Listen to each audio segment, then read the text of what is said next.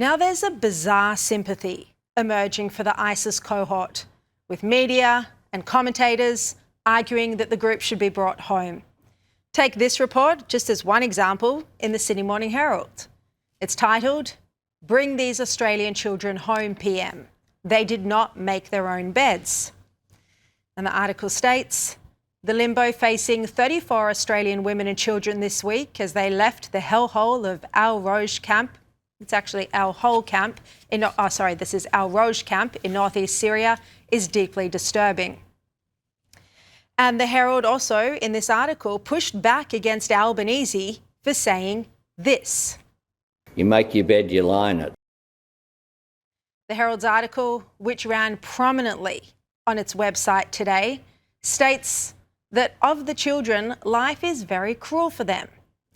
The article states they did not make their bed and lie in it, as Prime Minister Albanese falsely claimed this week. If Australia wants to live up to its obligations as a good security partner, it should bring its nationals home.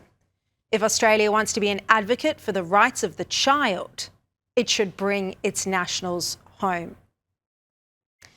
We heard somewhat similar arguments from other commentators this week, like Michael Shoebridge and Joe Hildebrandt. Well, they have a right of return to Australia, as any Australian citizen does, and we've got the Albanese government hiding from their obligations. There are 23 children in this group, and Scott Morrison said back in 2019, children shouldn't be punished for the crimes of their parents when he repatriated some children from Syria. So unless we've become less compassionate and more hard-hearted than Scott Morrison, I think the government should do the right thing and manage the problem. Again, and look, I know it's complex, and they have to be monitored, they have to be screened, they have to be investigated. But we don't know if some of these women weren't actually coerced or forced by their husbands. I don't.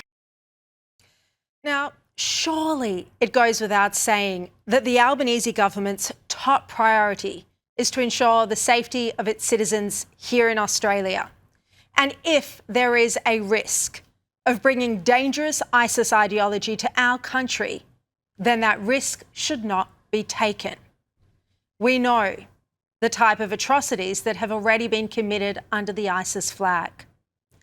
Now, as I reported on Tuesday night, our agencies haven't been able to interview this ISIS cohort in more than 3 years, and 3 of the group are considered high risk. I told you on Tuesday that 1 would be subject to a temporary exclusion order. That's now happened. But the point is, our agencies haven't had access to this group.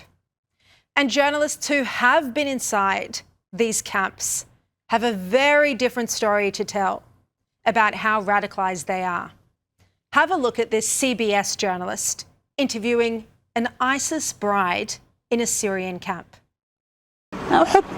This woman told us she's been locked up in the dust for 6 years, but still loves ISIS.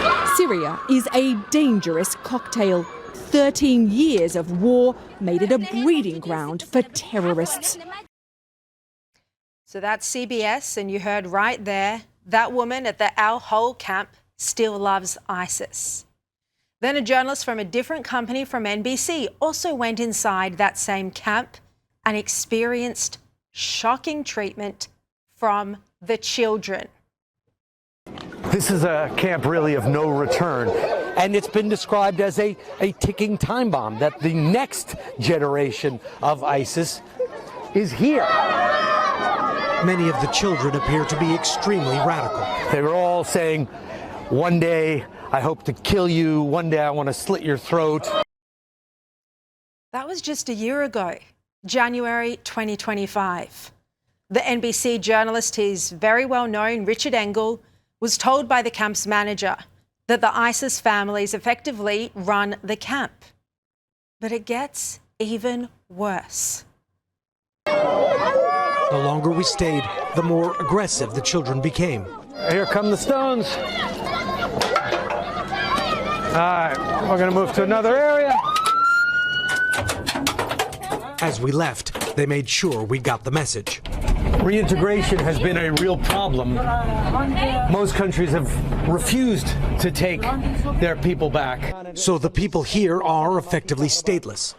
You're 29 now. Yeah. Is this forever for you? I don't know. This is a dark place without any issues. Any hope? No. I mean, can you imagine anti-Western behaviour like that in Australia? And we know that children have in the past been radicalised by ISIS terrorists. Remember Khaled Sharif? Here he is with his 3 sons in Syria. And in this next photograph, one of Sharif's sons holds the decapitated head of a now dead Syrian official. That boy was just 12 when the photo was taken. So when it comes to Islamic State, there's no guarantee the children, and especially the teenagers, haven't been radicalised.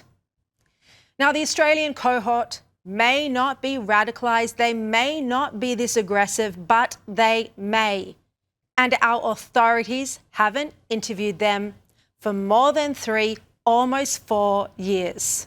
This group should not be allowed back into our country unless there's absolute certainty that their ideology and values align with Australian values. And judging by the American news reports coming out of similar Syrian ISIS camps, that seems unlikely.